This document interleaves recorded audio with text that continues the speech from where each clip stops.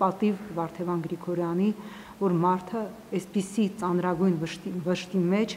իսկապես կարողացավ արժանապատիվ եւ Գյումրեցուն վայել թասիվով որոշում կայացնել, մնալ ուրեմն քարոզարշավի մեջ եւ ուրեմն բնականաբար Բարգավաճ Հայաստանը շարունակելու է ընտրապայքարը։ Իհարկե մենք հիմա մեր շտաբի պատասխանատուներով քննարկում ենք որոշակի արդեն մարտավարական փոփոխություններ կլինի քարոզարշավի կազմակերպչական աշխատանքներում։ Ես կարծում եմ պարոն Գրիգորյանը ինքը չի մասնակցի քարոզարշավին եւ դա շատ ճիշտ որոշում կլինի, նրա փոխարեն կլինենք ես անձամբ բակային գրեթե բոլոր հանդիպումներին, մեր գործընկերները, падգամավորներ, քաղաքական թիմի անդամներ, բնականաբար ավականու մեր ցուցակի Գյումրու ավականու ցուցակի մեր ներկայացուցիչները, Շիրակի մարզային կառույցի մեր ներկայացուցիչները։ Ես իսկապես գլուխ եմ խոնարհում, որ Վարդևան Գրիգորյանի այս որոշման առաջ, որ առավոտյան ինքը փոխանցեց, որ ուրեմն թիմը ամբողջ կազմով ուրեմն պիտի պայքարի եւ պիտի հանուն նաեւ Արշակի հիշատակի մենք պիտի պայքարենք մինչեւ վերջ եւ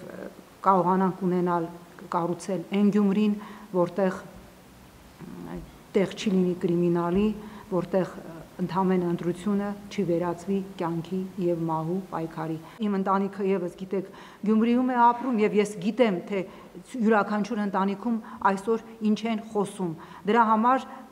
շատ զգայուն խնդիր է եւ ինձ համար հասկանալի չէր նաեւ երեք դատախազի այդպես վերջնական հայտարարությունը, կրկնում եմ, դեռ եւ այսօր նոր կարծեմ քիչ առաջ եղել է դատաբժշկական փորձաքննության եզրակացությունը։ Եթե մեկը, նորից եմ կրկնում, ինձ տա այդ պարզ հարցի պատասխանը, ինչպես կարող էր Արշակը լավ տրամադրությամբ,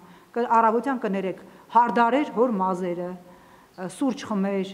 ծրագրեր շտաբի աշխատանքները, ժամը 3-ին հանդիպում նշանակեր աշխատանքների հետ կապված, այդ ընթացքում մտներ տուն, մեքենա պատվիրեր, կանչեր, որ իրեն պետք է տաներ այդ հանդիպմանը եւ ուրեմն իրեն գտնեին ավտոտնակում, որը իդեպ երկու մուտք ունի եւ տան կողմից եւ դրսի կողմից ավտոտնակում գտնեին հրազենային այլևս կյանքի հետ անհամատեղելի վնասվածքով։ Թող այդ հարցի պատասխանը տան եւ մնացած հարցերը կարծում եմ ամեն ինչ իր պատասխանը կստանա։ Մեկ բան հստակ է, իրավիճակը քաղաքում շատ լարված է եւ ցանկացած փորձ կոծկելու ինչ որ բան, ցանկացած փորձ կիսաճշմարտություն ասելու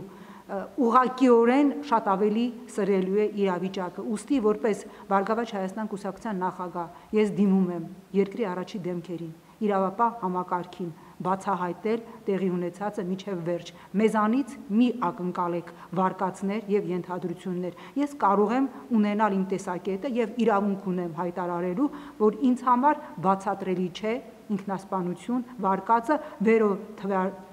նշյալ հանգամանքներից ելնելով, բայց ելի եմ կրկնում, վարկածներ առաջ պիտի քաշի իրավապահ համակարգը եւ բոլոր հարցերի պատասխանը, որ Գյումրեցու մոտ հարազատների, ընտանիքների, ընտանիքի անդամների, մեր մերձավորների, կուսակցականների որևէ մեկի մոտ հարց չմնա,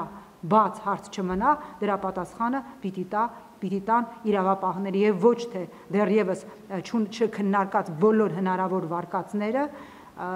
նման եւ չունենալով դատաբժշկական փորձաքննության եզրակացությունը արդեն հայտարարել, իդեպ որքան գիտեմ քրեական գործ հարուցված է ինքնասպանության դրդում հոդվածով հասցնելու, այսինքն հասցնելու, ով է հասցրել, ովքեր են հասցրել, եթե ընդունենք այդ վարկածի ճշմարտացիությունը, այնպես որ հարցեր են, որոնց պատասխանները պիտի տրվեն ազնիվ, կիսաճշմարտությունը անգամ ուղղակիորեն շատ ավելի վատ եւ վտանգավոր հետևանքների է բերելու։ Մեր պատասխանատուները հենց առաջի օրը այդ ամբարո, ցինիկ ցուցապաստառը երբ որ եղել է,